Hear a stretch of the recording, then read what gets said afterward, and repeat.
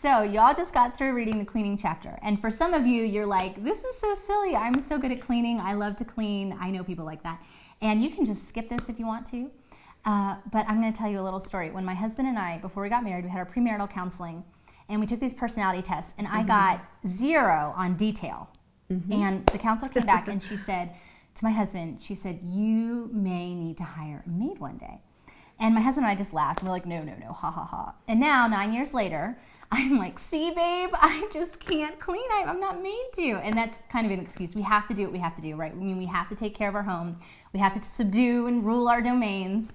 But it's not something that that I need to pour my life into this sort of cleaning thing. Sally just recently was telling me, you have to look at your personality and you have to look at I want you to tell them about the personality thing. It's really good. Well, I just think that it doesn't do anybody any good just to feel guilty all the time.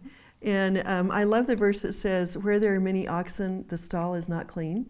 And I have 6 oxen in my house all the time. And so there are 2 things I had to realize. Number 1 is it was going to be a constant process. I had to set some times during the day when I would say, okay, now we're going to do this. And the other thing is, I'm also very much similar in personality to Sarah Mae. Some of you are great cleaners, but I think learning little by little to engage your children in the process, establishing some anchors in the day to help you get a clean house. And if you need to eat beans for a month and you can have somebody come in, pay them to help organize you, if that's your priority, then do that. But don't allow this to overwhelm you.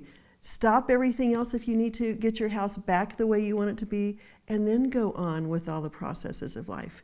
But it's going to be constant, it's going to be forever. Figure out your personality and organize the way that you do your house according to what helps you to feel the best about yourself. Yeah, and don't feel like, one of the things I used to struggle with is I put my identity in cleaning. So because it wasn't natural to me, but you have to do it. And so, but if I didn't do it good enough or I didn't think it was right or whatever, I would feel so terrible. Like why would my husband even want to be married to me? Because I can't clean. I really thought that. I put so much of my identity in it.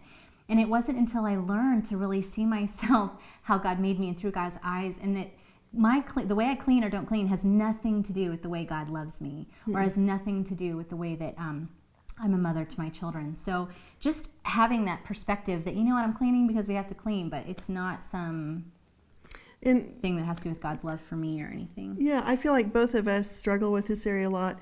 And I just learned to let my husband help me. He is much more organized. My kids are. I would say, you're going to have to clean the rest of your life. Come on, let's do it together.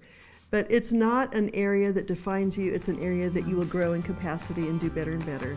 And systems help everything. And so does a maid.